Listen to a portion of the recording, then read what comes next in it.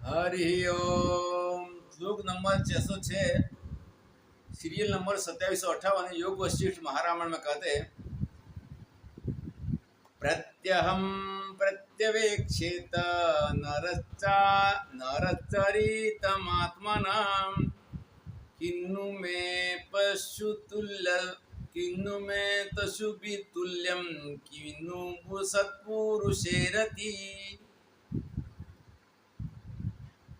प्रतिदिन मनुष्य को ये करना चाहिए, आत्मावलोकन करना चाहिए।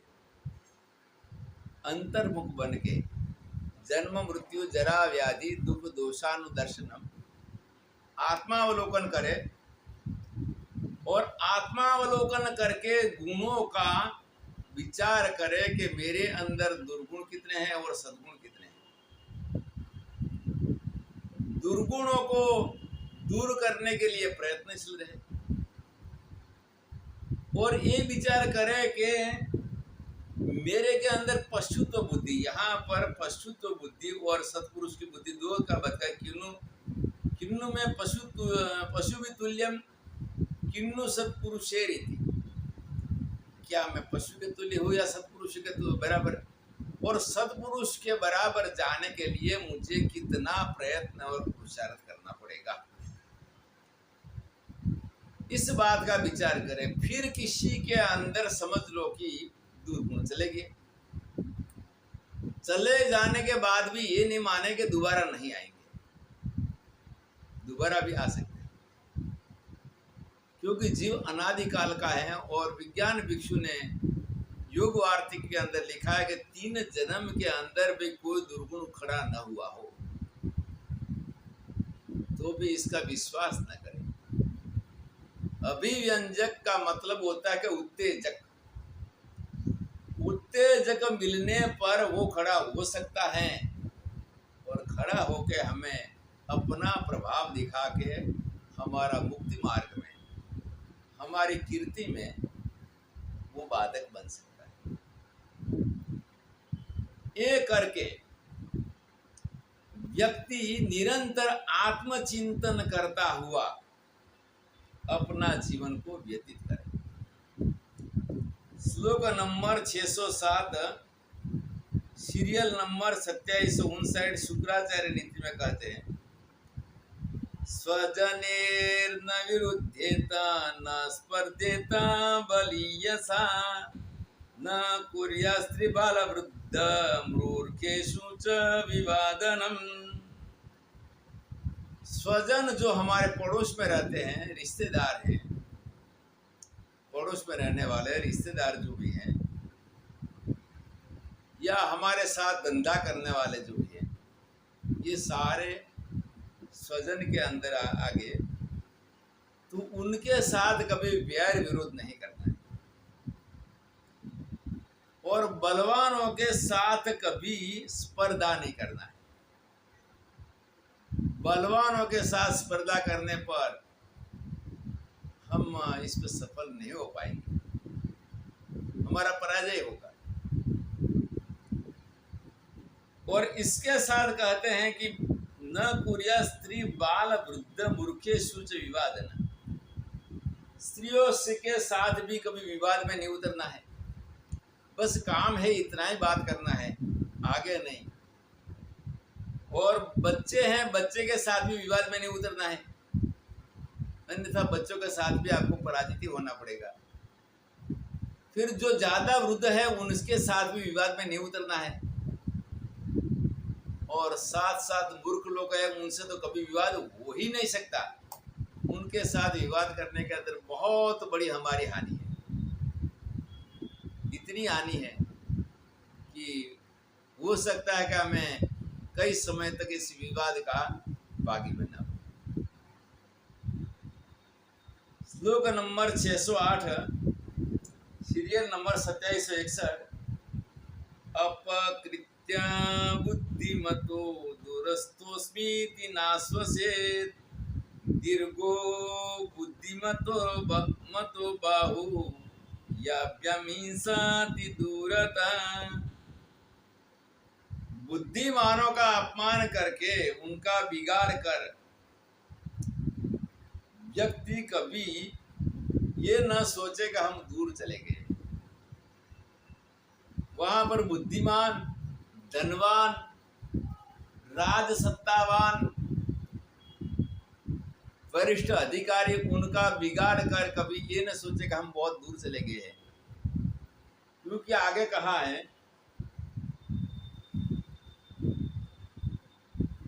आगे ये कहा है कि दीर्घावधि बुद्धिमता बाहु, उनके हाथ बहुत लंबे होते हैं।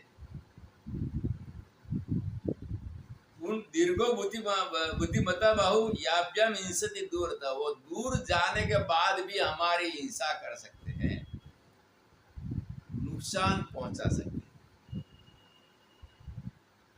इसीलिए वैर विरोध से ऊपर उठने की बात करें और आगे भी कभी भी ये लोगों से वैर करने की कोशिश न करें।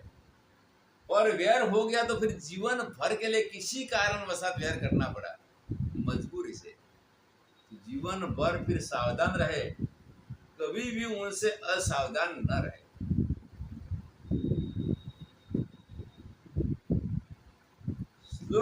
श्लोक नंबर 609, सीरियल नंबर 2762, सुभाषित रत्न में कहते हैं, सर्वे यत्र विनेतारः सर्वे पंडितमानिनः सर्वे महत्त्वमिच्छन्ति कुलं तदा विसीदति। सर्वे यत्र विनेतारः, सारे ये कहते हैं, जिस परिवार, एक मोहल्ले के अंदर सारे ये माने कि हम सारे नेता ही नेता रहे।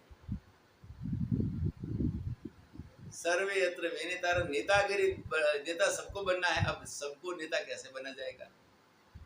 तो ये कहते हैं कि सभी यहाँ पर नेता हैं। दूसरी बात ये कहते हैं, सर्वे पंडित मानिनः, सारे अपने को बहुत बड़े विद्वान समझते हैं और शास्त्र ज्ञान नहीं। इतना अहंकार है कि जो हमने समझा है वो पक्का है, अब हम किसी की सुनते नहीं है। पोथी पढ़ पढ़ जगम हुआ पंडित भया न कोई, 2.5 अक्षर प्रेमी के पढ़े से पंडित हो।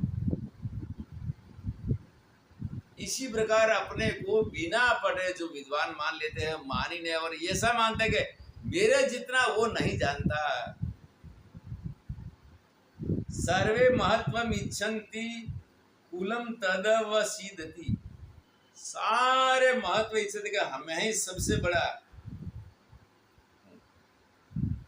और मेरी प्रतिष्ठा रहे, मेरे को ही सभी लोग प्रशंसा करें, ऐसा जो महत्व इच्छते हैं, वो कुल जो ये 3 गुणों के वाला जो कुल है, और इसके अंदर सारे ऐसा करेंगे, सारे नेता बनने की इच्छा करेंगे, सारे पंडित मानी मानेंगे और सारे महत्व इच्छते, तो वो कुल आगे प्रगति नहीं कर सकता। इसीलिए कि कुलम तदवसीदति।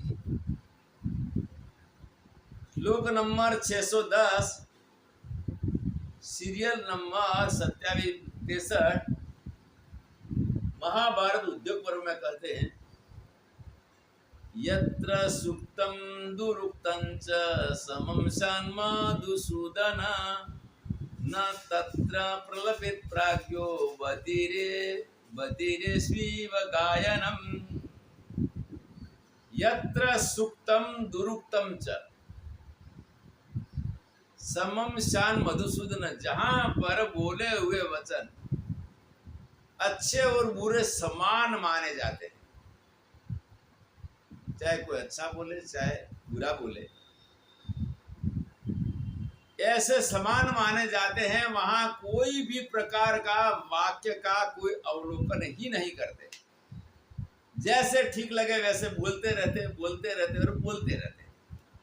और बोलने में भी कई जगहों तो ऐसा होता है कि एक साथ 2-2, 3-3, 4-4 लोग आपस में बात करते हैं,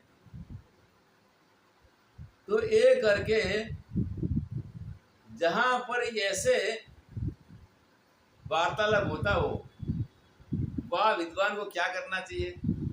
वह विद्वान को मूंगे बहरे की तरह रहना चाहिए और कुछ भी नहीं बोलना। न तत्र प्रज्ञते प्राज्ञो, विद्वान वहां कुछ नहीं बोले। और बधिरेष्वीव गायनम, जैसे कानों के अंदर बहरा होता है, इसको कोई गायन सुनाई नहीं देता, वैसे रहकर अगर मजबूरी है तो वहां बैठा रहे, अन्यथा वहां से चल पड़े। श्लोक नंबर 611, सीरियल नंबर 2764। सुभाषित रत्न के अंदर कहते हैं, शोभन्ते विद्यया विप्रहा क्षत्रिया विजय श्रिया, श्रियोनुकूलदानेन लज्जया च कुलांगना। शोभन्ते विद्या विप्रहा, ब्राह्मणों की शोभा विद्वता से। केवल ब्राह्मण होकर कोई नमस्कार तो कर लेंगे, पर विद्वता नहीं होगी, विद्या नहीं होगा तो फिर आगे कोई इसको बुलाएंगे नहीं, इतना सम्मान नहीं मिलेगा। इसीलिए ब्राह्मणों की शोभा विद्या से है। क्षत्रिया विजय श्रिया, और क्षत्रियों की जो शोभा है वो विजय से है। विजय मतलब शासन करके, जैसे पुलिस मिलिट्री के अंदर उनकी संख्या भी ठीक है, तो शासन करते समय जो जिनको दबा के रखते हैं और दबा के रखकर ये एक प्रकार का विजय है। इसके अंदर अपना शौर्य गाथा के अंदर भी शोभा है। और धनवान की शोभा दान से, श्रियानुकूल दाने न लज्जया च कुलांगना, धनवान की शोभा दान में है। अगर वो धन होने पर दान करे, क्योंकि 10वां भाग तो इसको दान करना जरूरी है।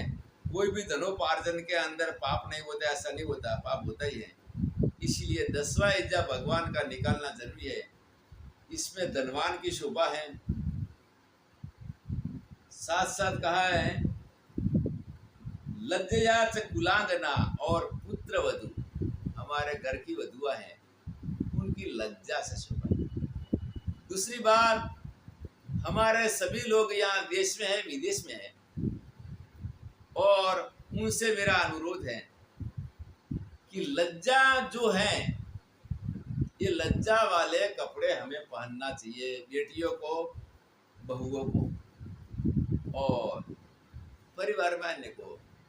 तो जिसके अंदर एक तो साड़ी है, पंजाबी ड्रेस है या पैंट शर्ट है, लेकिन वस्त्र ऐसा होना चाहिए कि पूरे वहां हाथ और पैर ढके होना चाहिए।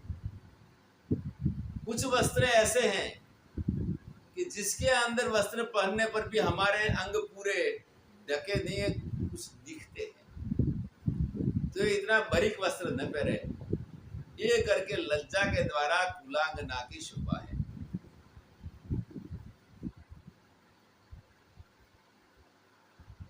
श्लोक नंबर 612, सीरियल नंबर 2765। गणेश पुराण में कहते हैं, नवे वयसिया शांत शांत इति कथ्यते, धातु क्षुष्यमाणेषु समकस्य न जायते। युवावस्था के अंदर जो शांत है वही सच्चा शांत माना जाएगा, क्योंकि अब समझ लो कि धातु से वृद्धावस्था के अंदर हमारे शरीर के अंग जब कमजोर हो गए, शिथिल हो गए, इसी टाइम का जो सम है वो सम नहीं माना जाता, क्योंकि वो तो इसका योग्य भी नहीं है, इसके लिए इसकी कैपेसिटी भी नहीं है। और युवावस्था के अंदर जिसने अपनी इंद्रियों को जीता है, मन को जीता है, वही वास्तव में सच्चा समय वृद्धावस्था में होता है, लेकिन युवावस्था में जितना होता है इतना नहीं होता। और इसका दुरुपयोग भी है, अगर वो विषय भोग की ओर जाए तो फिर इसमें रहेगा। श्लोक नंबर 613, सीरियल नंबर 2767, चाणक्य नीति में कहते हैं, जले तेलम खले गुह्यम पात्रे दाने मनागपि, प्राज्ञे शास्त्रम स्वयं याति विस्तारम यास्तु शक्तितः। जले तेल में जल के अंदर एक पानी के अंदर एक वहां तेल का बिंदु डाल दो, एकदम फैल जाता है। और साथ साथ कहा है जले तेलम खले गुयम, खल मूर्ख व्यक्ति को आप गुप्त बात करो तो गुप्त बात नहीं रह सकती, एकदम फैल जाती है। इसके साथ कहते कि पात्रे दानम दाने बनागी, और पात्र व्यक्ति को दान दिया जाए। पात्रता का विचार किया गया, इसकी पात्रता विद्या की, धन की, जो जो पात्रता है इस पात्रता के अंदर पात्र देखकर इसको दान दिया जाए तो वो दान से, और साथ साथ शास्त्रे प्राज्ञम स्वयं आती, बुद्धिमान तेजस्वी और तीक्ष्ण बुद्धि वाला व्यक्ति है, इसके अंदर शास्त्र का अर्थ जल्दी आ जाता है। ये करके यहाँ चार प्रकार के दृष्टांत, चार दृष्टांत से इसको बताया है कि जल्दी क्या होता है। तो पानी के ऊपर तेल का बिंदु, पात्र को दान, और प्राज्ञ को शास्त्र, इसको वहां पर इस शास्त्र के द्वारा अध्ययन करके थोड़ा समय में भी वो विद्वान बन सकता है। श्लोक नंबर 614, सीरियल नंबर 2767। उदारस्य तृणं वित्तं सूरस्य मरणं तृणं, विरक्तस्य तृणं नारी निस्पृहस्य तृणं जगत्। उदार के लिए, उदार और धनवान दोनों है, उदार है लेकिन धन नहीं है तो फिर वो करेगा कैसे। उदार और धन के अंदर, उदार व्यक्ति के लिए धन की परवाह नहीं करता, वो दान करता है और भी कई जगह में समारोह में खर्चा कर लेता है। साथ साथ सुरवीर मरण को गुण समझता है, क्योंकि युद्ध के अंदर व्यक्ति जाएगा, ये न माने कि मैं युद्ध के अंदर मुझे कोई नुकसान नहीं पहुंचाएगा, इसीलिए सुरवीर के लिए मरण भी तुल्य है, तृण एक घास के बराबर है। और विरक्त व्यक्ति महापुरुष है, विरक्त पुरुष महापुरुष के लिए स्त्री कितनी भी रूपवती हो, क्योंकि इसको इस विषय के अंदर जाना ही नहीं है, इसके लिए एक तृण के बराबर है। ये करके निस्पृह, ये तीन दृष्टांत दिया, उदार, शूरवीर और विरक्त। इसके बाद कहता निस्पृह, जिसको कोई भी प्रकार की संसार की तृष्णा नहीं रही, वो कोई तृष्णा नहीं रही, तो इसके लिए सारा जगत जितना संसार है वो एक तृण के बराबर है।